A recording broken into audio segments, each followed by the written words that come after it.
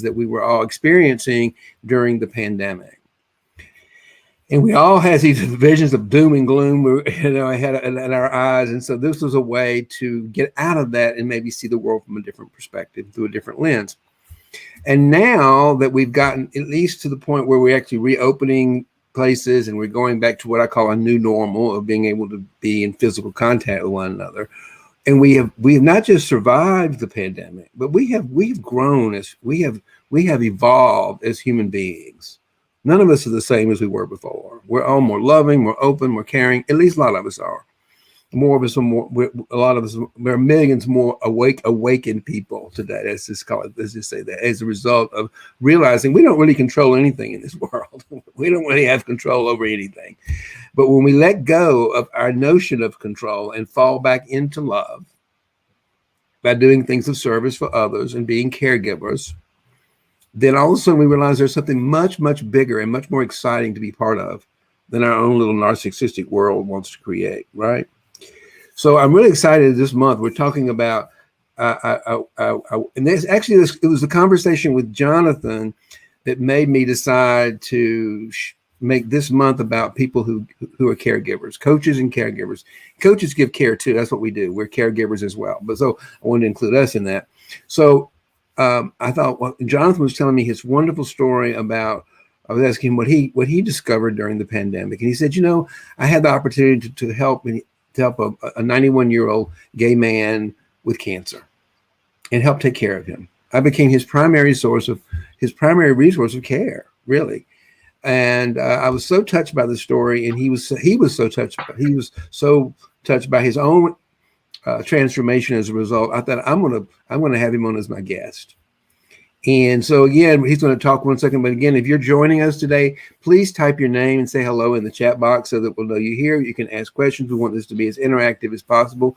I'll be asking questions, answering your questions. Jonathan can answer your questions. And if you're watching the replay, which I know many people do, more will probably watch the replay than watch the live, please put your comments into the comment section even during the replay, and I will come back and I'll respond to you later, because I want this to be a meaningful and transformational experience for you. That's the point of these live broadcasts, is to give you a sanctuary, to hear some stories, to be inspired and motivated so you can make the kind of changes in your life to have the kind of transformations and the kind of results you're looking for. So enough said by me. As you know, I'm a public speaker, so I love to speak, and John's an actor, so I'm sure he can speak pretty well too.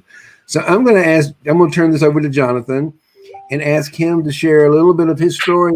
Particularly, I'm really interested in what it's like to be a young gay boy on a cattle ranch in the middle of Texas. And he's still a cattle rancher. He's still got a cattle ranch in Texas, but I'm sure he approaches it from a different place today. So, Jonathan, let's start with telling us how you got here, and tell us a little bit about your story as a young gay boy on a cattle ranch in Texas. Well, hey, what's interesting about that? Like so many other gay men and women, I grew up in a square peg in a round hole, or the other way around. And, found myself plopped down in South Texas. And my father was a cattle rancher, and, very conservative place to grow up, still very conservative, even more so now, I think, than it was when I was growing up there in the 60s, 70s, and 80s. I felt like I did not fit in whatsoever in any way, shape, or form that you could think of with where I grew up. Again, like so many gay men, I, struggled with my identity and hiding who I was. And I grew up in a fairly religious family, not evangelical, but we went to church on Sundays, and I went to Sunday school, and I, Southern Baptist. And so I always knew that the way I felt inside was somehow not accepted, not right, not wrong. I didn't even know what it meant. I really did not know what being gay was until I was maybe 14. And I know that seems unusual, but I didn't know that was an identity. I didn't know it was an orientation. I didn't know it was anything. Mm-hmm. I just know that I felt one way, and society seemed to say that I should feel another. So I did not enjoy where I grew up. My father who's no longer with us, was a wonderful man, great father, but we could not have been more different if we tried. And actually now later in my life, I discover we are much more the same than I ever knew back then. But, my father fought in World War II. He grew up in the Depression. He was very much a self-made man. His entire life was about the outdoors, hunting and ranching. And, he was also a building contractor. And those were all things, cows, construction, and hunting, that I could not have cared less about. I was in the drama club. But at the same time, I was also an officer in the high school FFA chapter. For those of you who don't know what the FFA is, it's Future Farmers of America. It's a big deal too. So I straddled these two worlds, and I did my best to please my father. I really tried. I tried to be the son that I thought he wanted. And I wasn't always very successful at that.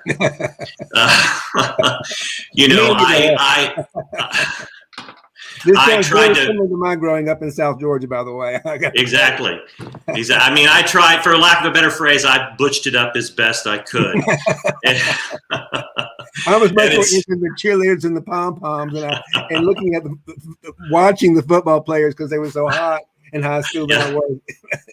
I was doing that too, believe me, surreptitiously, but I was doing, or at least I thought I was doing it surreptitiously. Who knows? So it was a rough place to grow up in that sense. But I had like I said, my parents were very loving people and very, we never even, the sexuality of any kind, heterosexuality, homosexuality, whatever, wherever you fall on the spectrum, was never a topic of discussion in our household. So there were never sexually charged jokes of any nature ever made when I was growing up. So the fact that homosexuality was never discussed was not that unusual. Fast forward, I leave this small town. It's about, right now, the population is about 13,000, so it's pretty small. And I went away to school at the University of Texas in Austin, which is just a fabulous place. Austin, in my estimation, is the best place in all of Texas. It's a liberal bastion in an ocean of red, an island of blue and an ocean of red. Though it's changing. Other places are changing, hopefully. So, all this is to say, I'm jumping all over the place. Fast forward now. Go ahead. Fast forward now to the age of 55, right? And I'm going to jump back to the way that I grew up. My father made his transition, almost exactly 5 years ago. And I inherited a ranch from him along with my sisters that we have now. And, as I grew into my adult years, and actually during the last 15 years or so of my father's life, once I came out to him at the age of 40, I gained a huge appreciation for that place that I grew up, that I so loathed during those days. Mm-hmm. I loved going back and spending time with my father on the ranch and working cattle, as we call it, which, it means roping them and branding them and, all the things that encompasses. And now I love going there. I go with my partner, Justin. We visit frequently, as often as we can get down to Texas from New York. And it's such a place of joy for me. And I feel my father's presence with me so strongly, never more so than when I'm there, because I'm literally trotting the land that he loved. And so I kind of came full circle. My dad. For you about that. Yeah. What do you wear? What does a good-looking 55-year-old cowboy and his boyfriend wear when they're out branding cattle and shit? Jeans, and boots to be careful not to step in the shit. Yeah. Even though it's 1,000 degrees, you have to wear jeans because there's brush and rattlesnakes and everything that you have to protect yourself against. So yeah. I have You a know, wonderful image of you two out there running around in y'all's jeans and boots on the ranch, branding cattle.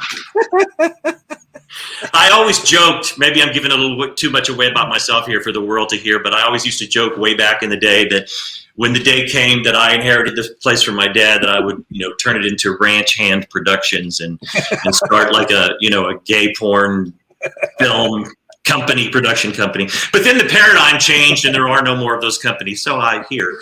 So, and I probably would be burned at the stake or something like that by the local community. So, but I had a journey with my father. My mother passed away when I was in my mid-20s, and we were very close, like a lot of gay boys are with their mothers. Not all, but many. And then I navigated life with my father for 25 years after that until he passed away. And that was very interesting. And, I think I mentioned around the age of 40, I came out to my dad. And that was really like? Experience. What was that like? I prepared for this day for years in therapy. It was monumental. It's one of those big milestones in my life because, my father was in the process of divorcing a woman after 10 years, and I was shepherding him through that whole process and doing a lot of things for him. And I realized, here I am taking care of my father almost as though he were my own child. And I'm not even honest with him about who I am. Let's take a quick break and say hello to Mindy for joining us today. She's saying hello. And hi, Mindy. Mindy, she's a regular. She's a loyal fan, and so glad that she's here today to join us. She's here almost every day. So thank you, Mindy. I'm glad you're here and share this time with us. Okay, so going back, you were in the middle of your coming out story with your dad. Oh, no. Well, like I said, I prepared for it for years, and it took me so long because, I'm an actor too. And my first, rewinding back to the age of 22, my first professional job out of theater school was in a play in the mid-'80s called As Is, which was a big play at the time about AIDS and what was happening. We were in the throes of AIDS, the very peak of everything. And my father learned that I was playing the role of an openly gay man with AIDS in this production at the age of 22, and he just lost his mind and couldn't deal with it. And I learned at that age that my father had an issue, what it was about homosexuality, and that was, it was going to be problematic if I came out to him. So that kind of shut me down for the next, 18 years. Mm-hmm. And so when I came out to him, long story longer, I prepared for this visit. I went to Texas. I'm sitting there with my dad in his living room in his recliner, and I'm sitting in my stepmother's recliner, and I'm trying to get the words out. And I, finally just came out. I prefaced it as much as I could until finally you just have to say it, Dad. And I called my father Daddy. Daddy, I'm gay. Yeah, we all do. Mommy and Daddy. And his response was exactly this. He said, I don't understand it. I can't accept it, but you're my son and I love you. And I was, of course, I was reduced to tears, at that point, because that was more than I'd ever expect. I didn't expect my father to shun me or disown me or anything, but I did not expect that loving a response from him. Mm-hmm. And, so then that honest, a very honest response. Right. Yeah, that's and good. We had about a 15-minute window of discussion that I knew would close and most likely would never reopen again. So I had to get it all in when I could. I told him that I had a partner at the time, someone I'm no longer with now, but I was with for 10 years at that point, and I tried to tell him about him, but my sweet father, bless his heart, as we say in the South, did not want to know it, did not want to know about that. And I think it was a bit much. I kind of overwhelmed him with the news of confirming that I'm gay, and at the same time then actually, in his mind, putting a face or a person to what that means, where someone from his perspective is coming from. Maybe to those of us today, you think, well, how crazy is that? But, this is a man who you know. I get it. So Yeah. What happened? We lost your mic. Hold on. We got you. how, Here we go. Somehow you got muted. We got you unmuted. We're ready to go now. okay, great. I'm going to take these out because I think they're no longer working. Are you able to hear me? Yeah, hear you great. Okay, great. So, you know, one question I did ask him at the time, which was just a burning question I had my entire life, was, did my parents ever suspect that I was gay? You know, because that was something in their world that, as far as I knew, they had no context for. You know, they didn't know gay people. Certainly, obviously, they knew gay people. They just probably didn't know they knew them. They knew. Right. So I said to him, "Did you and mommy ever think that I was gay?" And without missing a beat, he said, "Well, yes, we did." They always do, don't they? Yes. So you know, so our conversation came to a close, and to my father's credit, for the remaining years of his life, 10 years or so after that, I was able to speak to him about my partner and myself and my life and what was going on. He never furthered it. He would never ask how my partner was doing, things like that, but he listened and he cared, and he, you know, so that was just tremendous. That was more than I ever thought I would have with him. And I realized over time that it wasn't so much my father's limitation about what he thought about gay people, as it much was just my father's limitations or the way he viewed the world. You know, if I had been heterosexual and stayed there and taken over the ranch and married a woman and had 10 kids, we would have had much the same relationship that we did, you know, with my being the way I am. Yeah. So I grew to have such an appreciation for my dad, and I have even more so for him now as the years go by. So that's a little bit of my. I love that story, and so unfortunately, my father died before my mother, and he died young, and he was from South Georgia, and he was kind of like your dad. He was like a man's man, an athlete, and everything was hunting and fishing and football, and you know, I was just like the complete opposite. I was like, I wanted to do other things, like have adventures in the woods and build forts and all kinds of stuff like that. So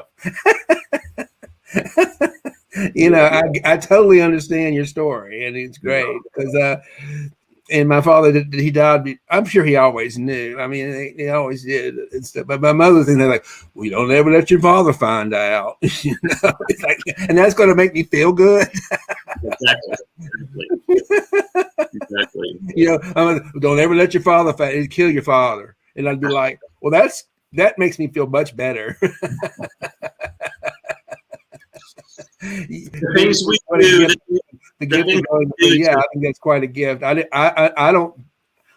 get that gift, unfortunately. I do. He's gone. I do love and appreciate him, and I can look back on things that he did for me, and things like took me had a boat, we took me skiing, camping, and he took me fishing. He included me in his life. It was different as I was, but and I can say I do appreciate him. But it's like after he died that I was able to appreciate him the most, you know. So I want to get to this. I want you to share your story about how you met this fella who's 91, who has cancer, he's gay, and how you came to know him, and how you got into this wonderful opportunity to help him out, and particularly during the pandemic when he was probably alone and afraid and had cancer and all that kind of stuff. So he's a very dear friend of mine for almost 30 years. You know, like I mentioned, I'm a professional actor, and so is he. And he's a director and a teacher as well. And I met him 30 years ago doing summer stock when I was playing Curly in a production of Oklahoma. And he was the director of the show. And we became fast friends and remained very dear friends for all these decades since. He's just a really special man with a really kind heart, big personality, and everybody loves him.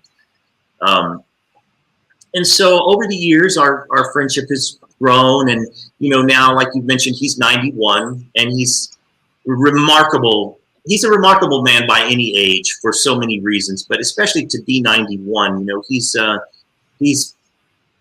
very together and alert and aware, and, you know, just a really great person. And he's had some hardship, like you mentioned, in the last year. He was recently diagnosed with cancer.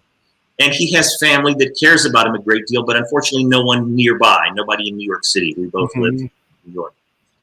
He has nieces and nephews and siblings that care a great deal about him, but nobody near. And, and the pandemic just made that even more profound, their inability to visit him or see him. And so I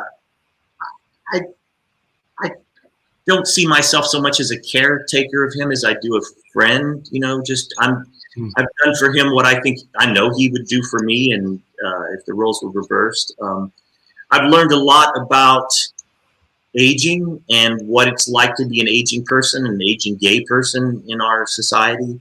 I've navigated hospitals, nursing homes, insurance, doctors, social welfare programs to help him out, Medicare, Medicaid, and I feel like I should get an honorary degree in social work.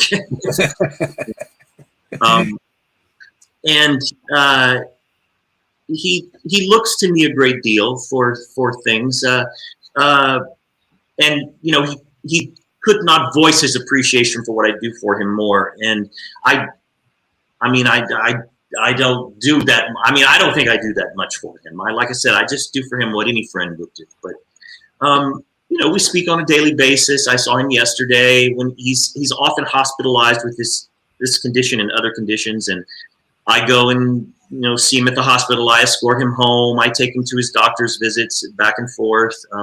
I schedule appointments of all kinds for him. I'm working to try to secure him a place. There's a wonderful facility called the Actors Fund Nursing Home and Assisted Living Facility in Englewood, New Jersey. And they are a charitable branch of Actors Equity, which is the professional actors union.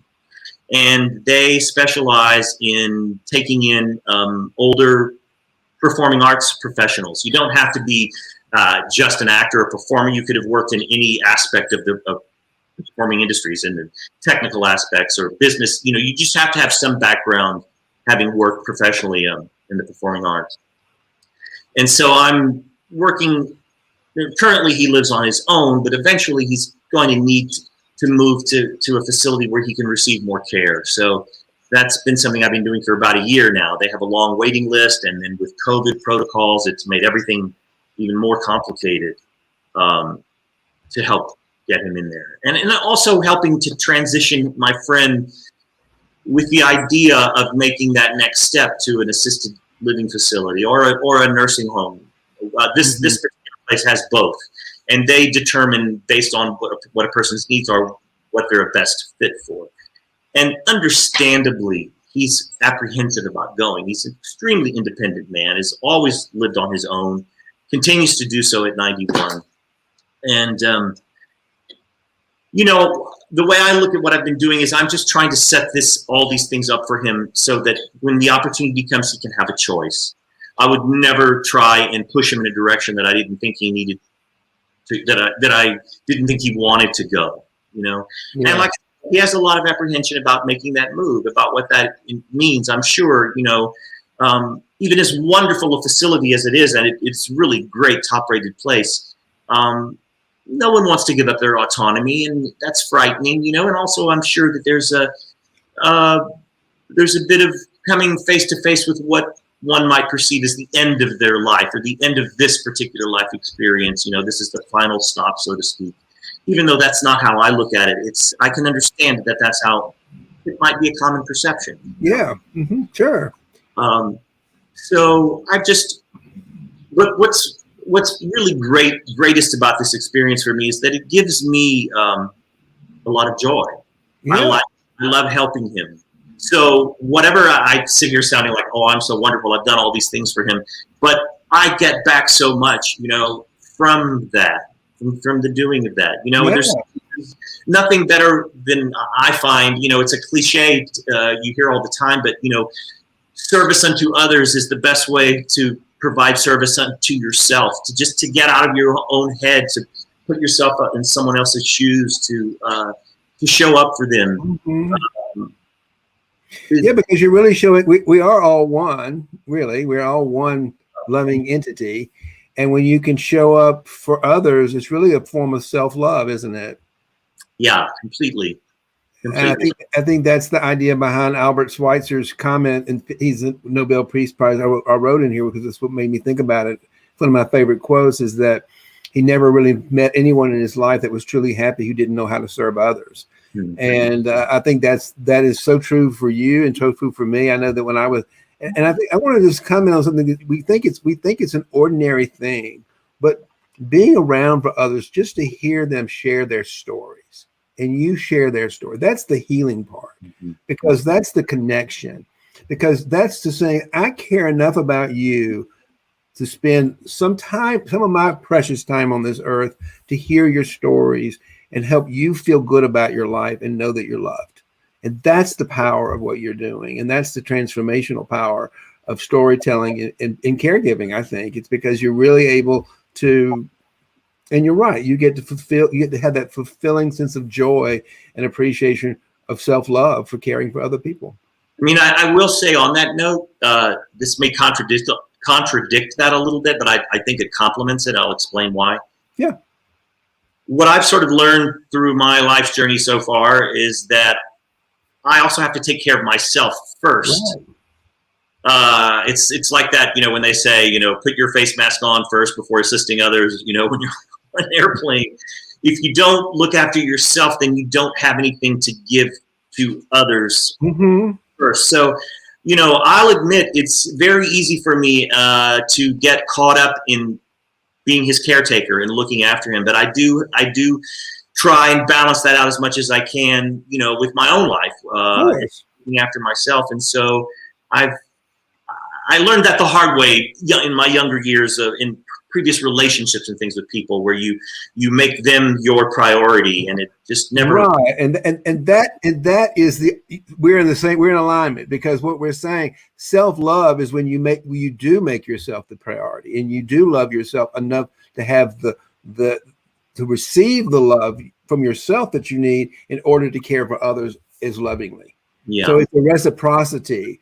But I completely agree. We have to start with ourselves. We always have to start with ourselves, and we have to put ourselves in a place where we're looking out for ourselves. Otherwise, we're going to end up with resentments to people and all kinds of things, all kind of negative connotations will show up because we're not looking after ourselves first. So I think I wouldn't disagree with anything you just said. I completely agree. We have to start with ourselves and caring for ourselves and loving ourselves, and then we have the heart space, the capacity to care and love others. So that's how I would frame what you just said. I would agree with you. We're the only people who can do that. You're the only person. People that can do that. Yeah. If I'm caring for someone out of duty, I can get resentments. Oh, sure. Because I'm like, well, somebody else can do this, But if I'm doing it from my heart, if I'm doing it with no agenda, I just simply want to do it because I care. Yeah. You're right. I have to come to myself first. So, well, how can I care for this person and take care of myself? Yeah. So we both win, and that's how I interpret what you just said. So, and that's been wonderful. And I cannot believe it, but it's already 1:30. Oh, wow. I told you that when we got started talking, it would go by in about that. It always does. Yeah, I haven't even gotten to share all my dirty stories yet. We'll save them we'll save those for backstage. So we're going to do a little 20-minute meditation here, and I'm going to invite you just to sit back, Jonathan. I know that you wrote me a wonderful testimonial about meditating with me, and we're going to do that right now. Exactly the same thing I did with you. What was 3 years ago? Let me jump in real quick and say that Martin introduced me to meditation 2 years ago. It introduced me to a daily practice of it, and it has been so rewarding in my life. I meditate every morning, almost straight out of bed after a couple of cups of coffee. I do it for 15 minutes. I just listen to white noise. You can listen to whatever turns you on, nothing at all, dripping, And I don't look at my world. I don't look at devices, the computer, my phone, or anything. And I have to thank you for that, Martin, because you really set me on that path. And it's it's just something I look forward to, and I can't start my day without. So thank you for saying that. Yeah, I agree. That's for me too, and that's why I teach it to people, because if you'll just practice it, you'll be amazed at how much different your life will be. And so, thank you for sharing that, and thank you. And I'm glad that your life's working as a result of it. That's why I teach it. That's why I'm here. So let's get started. So just sit back and relax. Close your eyes if you like to. And let me just guide you on a little journey inside ourselves. The type of meditation I do is something called centering prayer. And it's really about centering everything, all of our energy around the heart space to get us out of our heads and into our heart. Because the heart is the truth of who we are. It's our essence. It's our connection. It's the still point of our connection to life itself. So the point here is to just begin to surrender and to let go by following the breath, using the breath as a guide inside ourselves. So just begin to breathe and just begin to move your mind from thinking outwardly to going inside and begin to following the breath. Just notice the breath naturally going in and out of your body.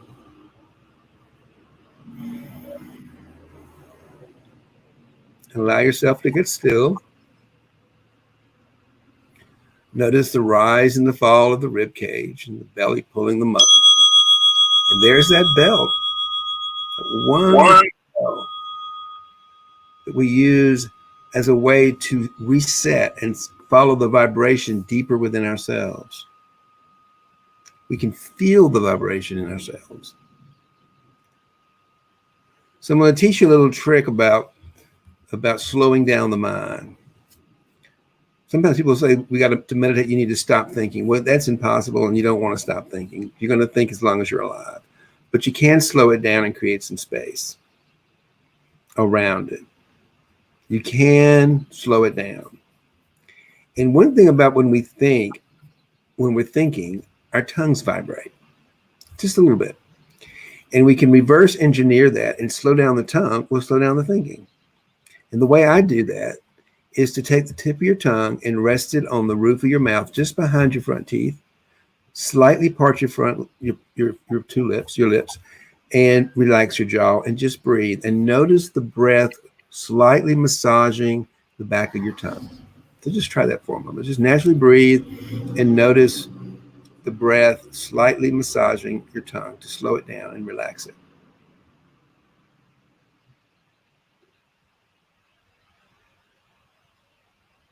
Just notice, just take the mind and bring the mind's awareness to the breath. The breath coming through the nose and through the mouth, gently massaging your tongue, coming down your throat, opening up and expanding the heart space.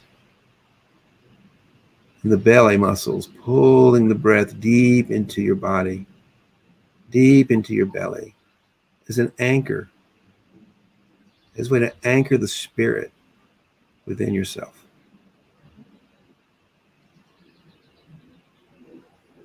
And just begin to be still and notice your breathing. And make this moment, breathing, the most important thing in your life right now. You're going to do the best breathing you've ever done.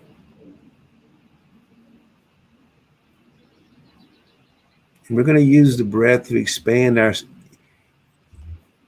inner landscape a little bit larger. We're going to do that with something called belly breaths. We're going to do 3 of them. And that means is that the belly, with your belly muscles, you're going to pull the breath in through the mouth and the nose, across the tongue to massage it, into the heart space, expand the heart space, and then use the belly muscles to pull the breath deep into your belly and hold it for just a second, and then we're going to let it go. So you ready? Begin to breathe in. Use the belly muscles to pull the breath deep into your belly. Gently massage the tongue, open the heart, expand the belly, really expand, and now just gently let it all go. And as you release the breath, let go of every thought, every opinion, every judgment, every story, every worry, everything your mind has made up about this world. Just let it go. Hold on to nothing.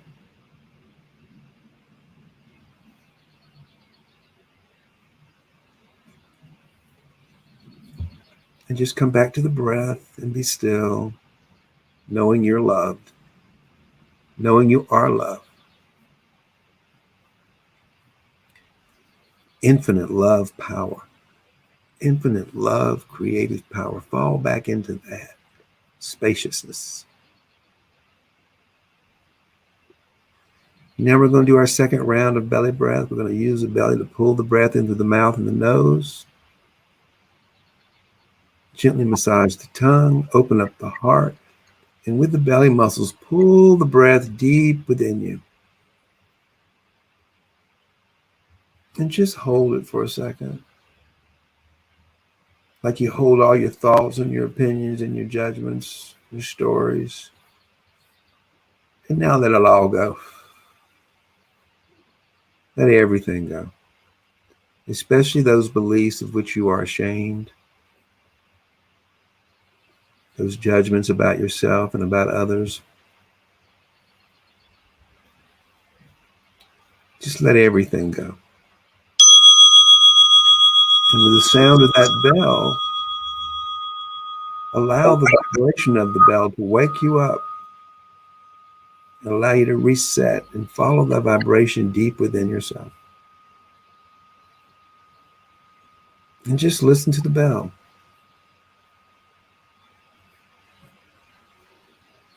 We're going to do one last belly breath. Then I'm going to be quiet the rest of the meditation, except for a few interval bells that will come along to just wake us up from our thinking. And the invitation is to say thank you and let them go and fall back into that infinite love within ourselves. You ready? Here we go. With the belly, pull the breath into the mouth and the nose. Massage the tongue. Open up the heart space. Pull the breath deep into your belly as an anchor and really hold it there for just a moment to feel yourself grounded in the moment, grounded in your body. And now let go of any remaining, let the breath go and let go of any remaining thoughts, opinions, or judgments you have about this world. And just allow yourself to be still and be loved.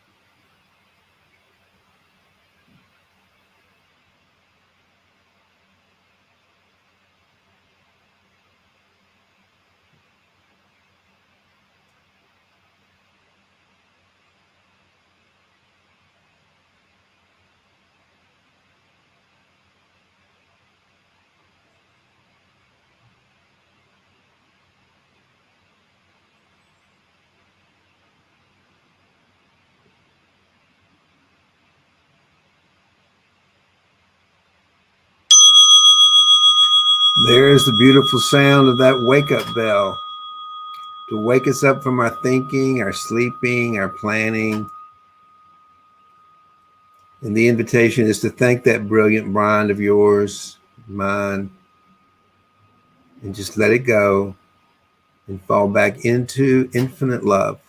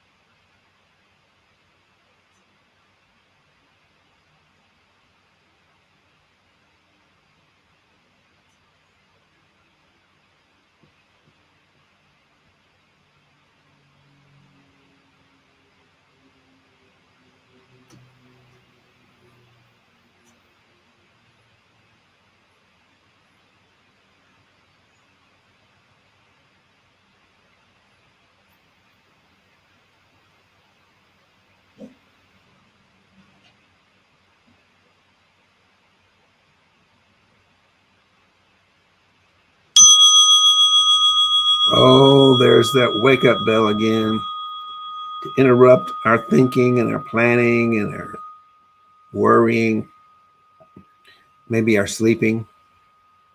And just smile, being human, and let all that go and gently fall back into that infinite, infinite, infinite love that's within all of us.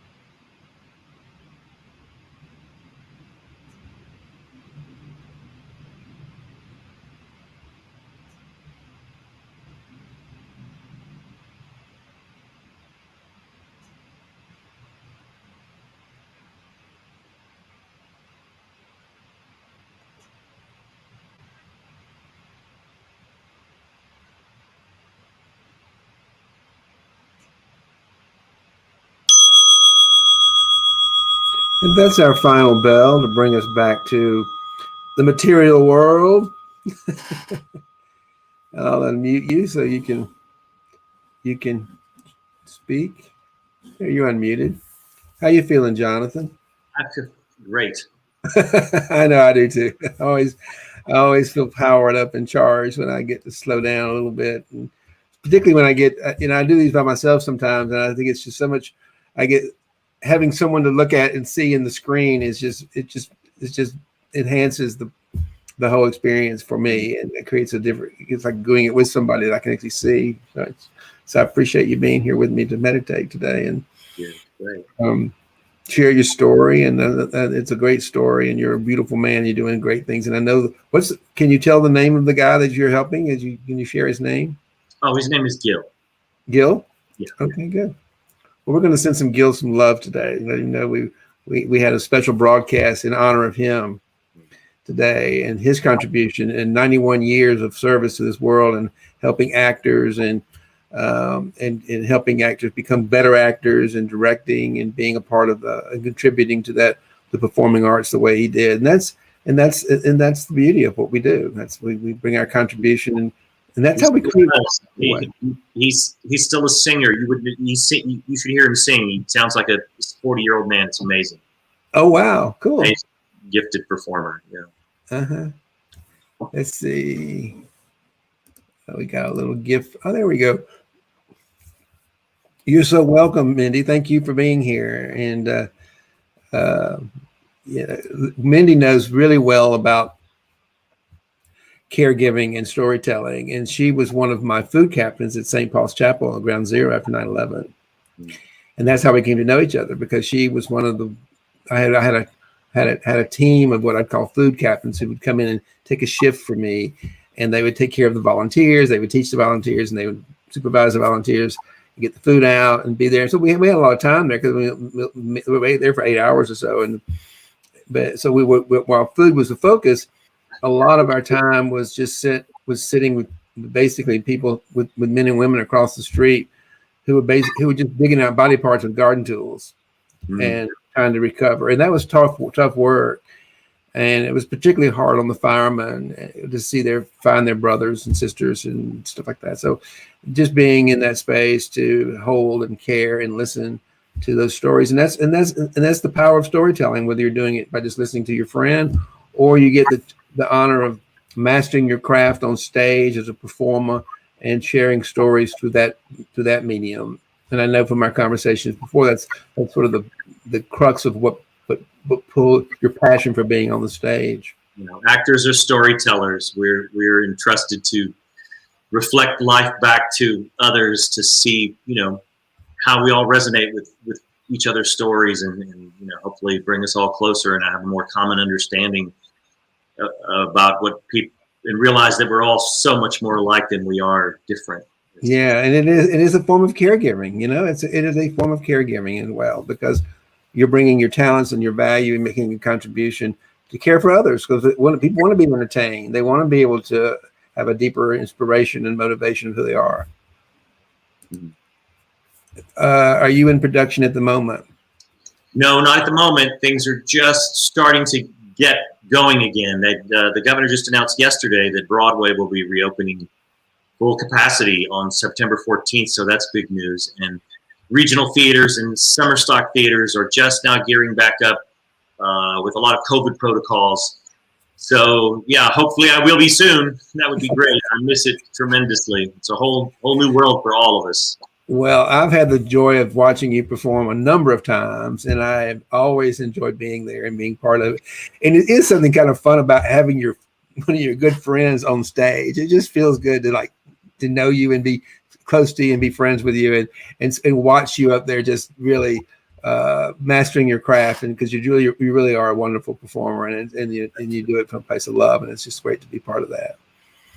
So if people want to reach out and get to know you, is there a way they can do that? Are you on Facebook or? I'm on Facebook. Yeah. Jonathan Stewart. That's probably the best way to reach me.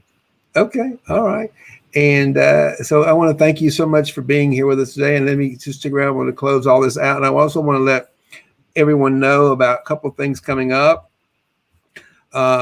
As you know, I'm a prosperity and mindset coach for gay and I guess that in a minute, for gay, transgender, and bisexual men. And I have a Facebook group specifically for us, where I do a lot of teaching and training in there that really deal a lot with our queer nature and how we can become more powerful in tapping into that resource. So if that's you, and you I would love for you to join us in that space. And I do a live workshop there every Wednesday and other things as well. And the whole idea of that Facebook group is to create a space for us to love and support each other and growth of our businesses and grow. And so that's for that group.